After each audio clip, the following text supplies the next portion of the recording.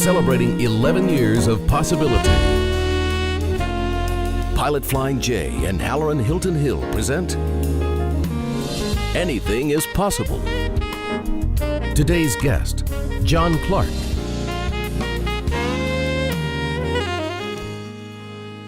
This is Anything is Possible. John Clark is my guest. He's the president and founder and CEO and creator and mad genius of Vienna Coffee. Thank you for joining us. Absolutely. It's my pleasure. Thanks for having me. Who in the world starts a coffee company on their stove? Well, a coffee fan, for one. I came back to East Tennessee from California, and I was just really into my coffee at that time, and wasn't satisfied with what I could find. So I said, hey, I can fix this. And so I started roasting coffee on my stove. All right, so let's stop for just a minute, because I want to get to your story. Okay, sure. But I want to play and talk a little bit about coffee.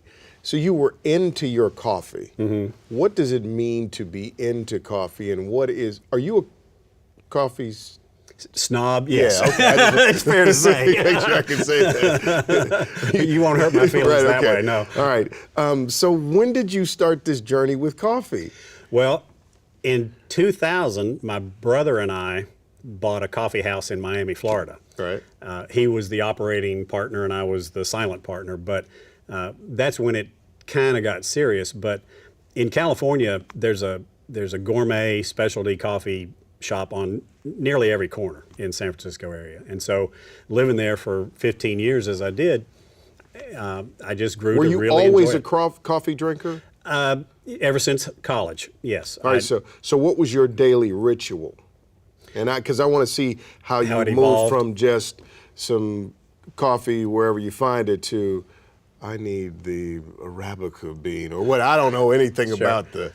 Well, I'm an engineer and did engineering work for most of my career. So when you're doing that kind of work, you have a coffee cup in your hand at your desk all the time. Right. Okay. And so that was office coffee, and it was caffeinated and black and often burned, and so most of my career, 27 years or so, I just drank coffee just to keep awake, and I did enjoy it, but I was not a fan or a fanatic. But once we moved to California and had such good coffee available, and San Francisco is a foodie's paradise, right. And coffee is just a food. So we really began to experiment and explore, and we'd go to some of the big name coffee houses in the Bay Area, and experiment, try all the single origins that they had, and some of the dark roasted blends that made the West Coast famous. And so we just slowly over time really developed a palate that where it was not just hot water that kept us awake. So did you ever have a cup of coffee that was your seminal cup of coffee? It was the catalytic cup of coffee. It was, you tasted and you thought, I will never come down off of this again. I will never reduce myself below this standard. That's the gold standard.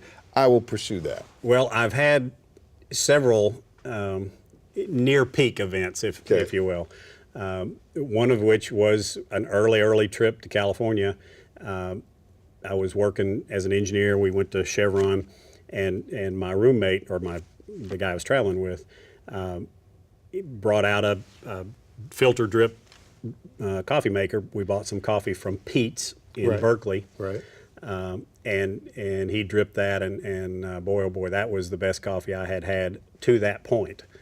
And it still stands out in my mind as perhaps the genesis of my coffee geekness. All right. So now educate me, okay, if you will. Take a couple of minutes, sure, and educate my brain, and we'll get my palate caught up. Right. Okay. Right? But, okay. but educate my brain. So what? Well, I brought you some samples, by the way. So. All right. Very good. So coffee's coffee? Far from it. Far from it. Coffee, a lot of folks don't know, is the seed of a fruit that grows in the tropics, and they call it coffee cherries. It looks like a cherry. It's a red, often a red fruit. and they crush the pulp away from the seed, dry it on patios, and then mill it again once it's dry, and you get that little green hard seed that perhaps you've seen if you've ever handled green coffee. But it's not just coffee as coffee. You've got two major species that are commercially viable, and one of them is Robusta. It's highly caffeinated. It tastes nasty, but typically you would grow and produce Robusta if you're selling the caffeine. So they'll take the caffeine out of the Robusta, sell it to Dr. Pepper or Coca-Cola for all these caffeinated energy drinks. They get that caffeine from someplace, and it's generally a Robusta varietal coffee. But if you want the good stuff, you have to go to Arabica, and it's so a I was species. right. Oh yeah, yeah. Me. Arabica. You'll not find many coffee snobs that will drink Robusta coffee. Right. Okay. And Arabica coffee, not all Arabicas are the same either. They're not all created equal. So just like wine grapes, there are grades of coffee, and there are commercial grades that are sold by the millions of tons, millions of bags, and they go into the big name commercial blends. And then there are premium grade coffees that go into some of the big regional coffee houses. And then there's specialty grade coffee that really is a unique experience with coffee.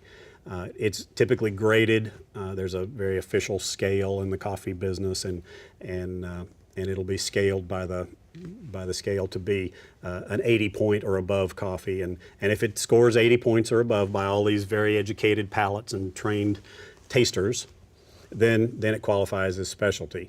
And we at Vienna Coffee buy really only specialty coffee. So it's a noticeable difference in the cup, and it starts with the bean. Starts with the bean. All right, let's take it. So if the bean is high enough, the pinky automatically pops out. There you go. Yeah. If the bean is right, the pinky takes flight. Yeah, All right, yeah. I got that. We'll coin that phrase. Yeah, that sounds like a reproducible phrase. John Clark is my guest. He's the CEO, founder, and mad scientist behind Vienna Coffee. We'll be back with more Anything is Possible in just a moment.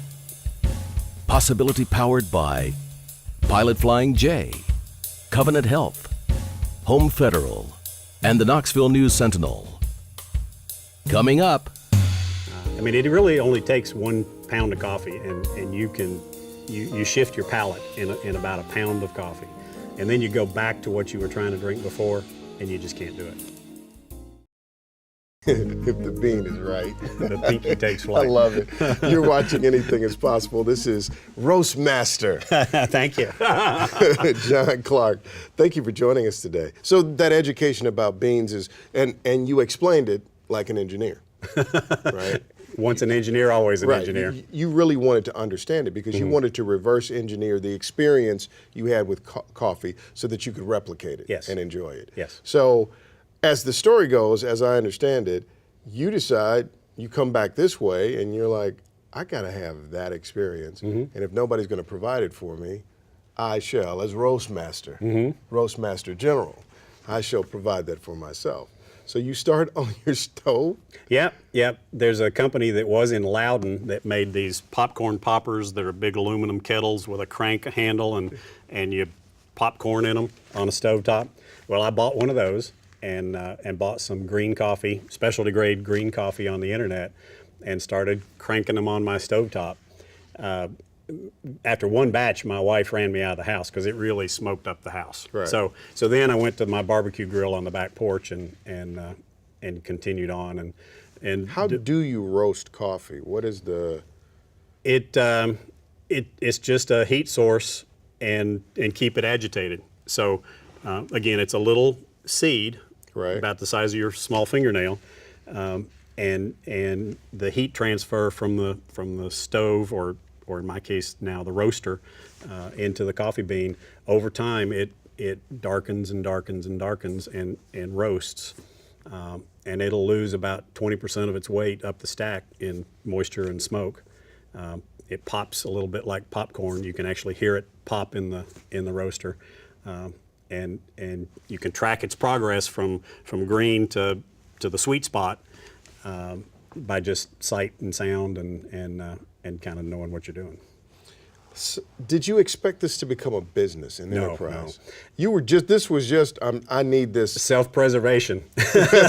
Yeah, I just wanted some good coffee and was struggling to find it here in East Tennessee at the time. And so, I mean, that was before there were any boutique coffee shops around. Right. There was no Starbucks in town. There was nothing. So, so it was kind of Folgers, Maxwell House, or the convenience store Right. coffees, and I was used to this product in food heaven, and so I said, well, I've got to have some of that. So I just made it myself. You made it yourself. Your friends started wanting some of it. They started telling people about it. Where is the enterprise right now? We, well, my friends and coworkers would drink it when I'd take it to work, and I mean, it really only takes 1 pound of coffee, and you shift your palate in about a pound of coffee, and then you go back to what you were trying to drink before, and you just can't do it. Can't do it. So you can get spoiled on good coffee really fast, about a pound. But the coffee company now, in 2002, I left my day job. It was going well enough that when I was faced with a transfer out of state again, we said, no, we like East Tennessee. My wife's well employed. We'll hunker down, see if we can't make it. And so we jumped off the edge into the deep water in 2002. So now we're just over 10 years in, and we distribute coffee as far as Cleveland, Ohio, Myrtle Beach, South Carolina, Cleveland, Tennessee. Tell me some of the restaurants that are carrying your coffee now. Here in Knoxville, By the Tracks Bistro, Shea Liberty, the Orangery, all of the Aubrey's brands have our coffee. The Rain up in Abingdon, Yeah. Really nice restaurant in Abingdon. Our market is really white tablecloth restaurants that try in every way to have the best dining experience, and so they don't want to sell an inferior or even a average cup of coffee at the end of the meal, because it's the last thing their customers taste. Last thing you remember. Dessert and a good cup of coffee just seals the deal. So it's not a terribly difficult sale if we can just get a pound of coffee in their kitchen. That's it. And so that's what we do. Probably the thing. So it's become, how many people do you employ, and what's your growth We've like? got about 18. Yeah, this week we have 18. We've just bought a building, and we'll be moving both our roastery and our coffee house into the same building in about 3 months. That's been occupying a lot of mind share for me the last few weeks. But off the dang kitchen stove. Yeah.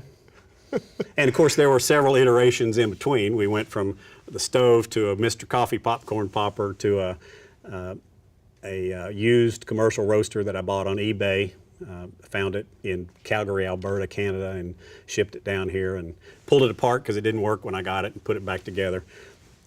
It helped that I had some mechanical Right. capability. And When we had our pre-interview, there was one thing that stuck out to me in the conversation. And you said it in our first segment. You said it's about the quality of the bean. It is. starts with the bean. yeah. That is such a great analogy for business and life and everything.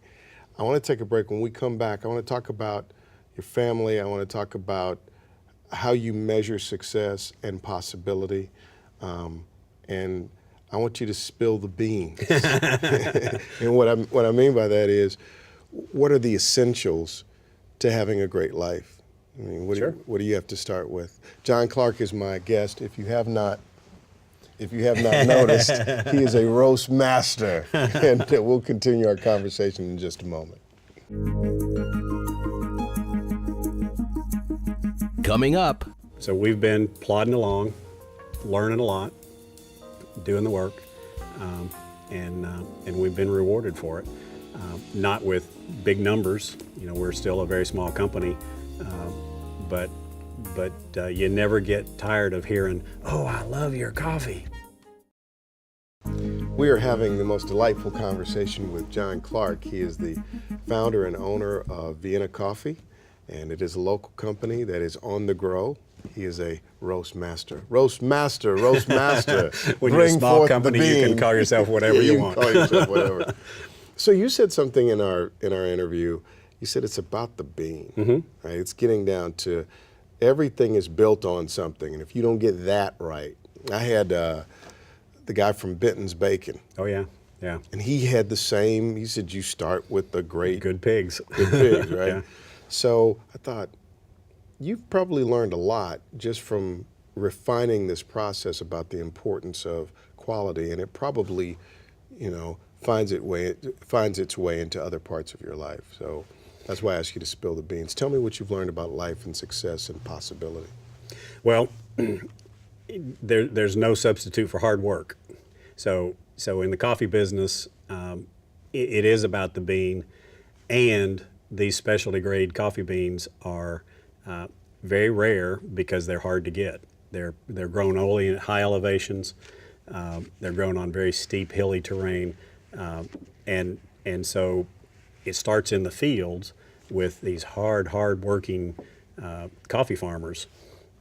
And when you see what it takes to produce a pound of coffee, it just boggles the mind at how much effort goes into it.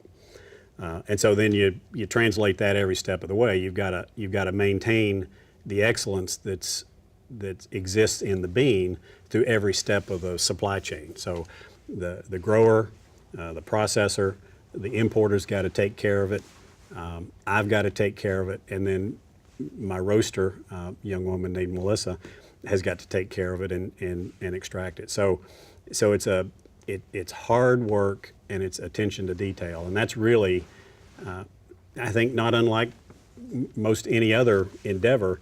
If you're going to be successful, you got to do the work, and so we've been plodding along, learning a lot, doing the work, and we've been rewarded for it.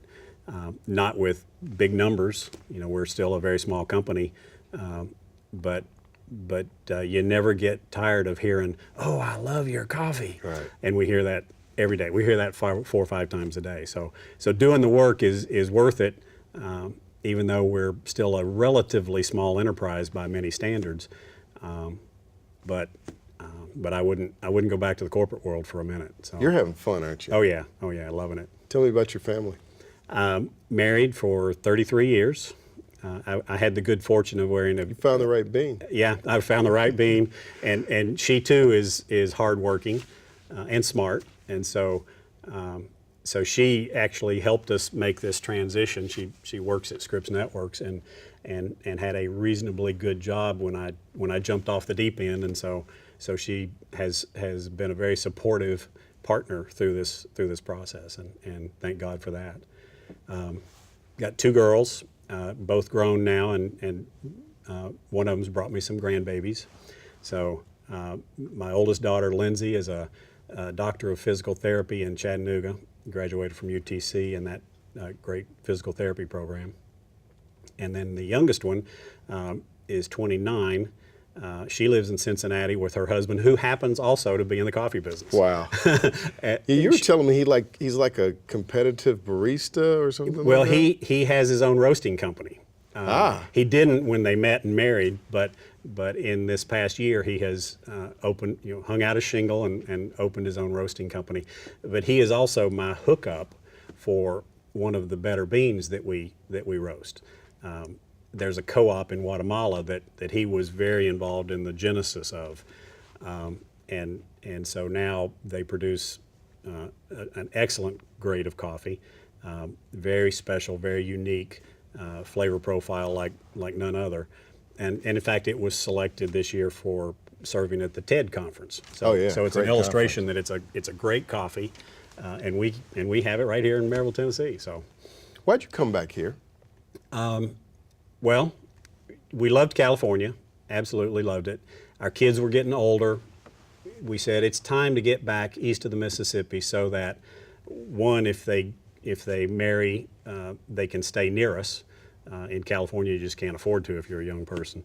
So we said we want to get back here where they can afford to stick around, and our roots are here. My wife's family's here in town. My family is generations of East Tennesseans, and so we just wanted to get back where we had some kin. How far back does your family go in East Tennessee? Well, there was a John Clark that was the first president of the Chamber of Commerce, or the Businessmen's Association in Blount County, whatever it was called back then. And it goes back at least 2 generations before that. So wow. I'm not a student of genealogy, so I really can't give you all the who shot John, but we go back pretty far. You talk to, if you think about talking to your grandkids, I don't know how old they are. They're now. 4. They're 4, so Twins. they got some time. They're twins. When you talk to young people, when you talk to your kids, grandkids, and you're saying, this is how you put together possibility, and this is how you put together a good life, what are the beans? Hard work and collaboration, I think, is important. One of the things we found early on in the evolution of the business was it's not only good for business, it's good to give away a lot of coffee. And so we've been fairly involved in charitable donations of coffee. It's hard for me to say no, when someone calls and asks for a basket for their fundraiser, and so we've done a lot of fundraisers. And so the connection to the community and just the hard work, our kids, my girls have seen both their mother and I work hard our whole life, and I think just being hardworking folks is kind of the bean, kind of the seed. We wish you the best of success as you go forward. Well, thank you. I'm glad you're a coffee snob. I'm glad you brought it back to East Tennessee and that you're building your company here. I'm glad that you are a shining example of possibility. Well, that anything is possible. Thank you, Halloran. It's a pleasure to be here. Thanks for being on the broadcast. Absolutely. We'll see you next time.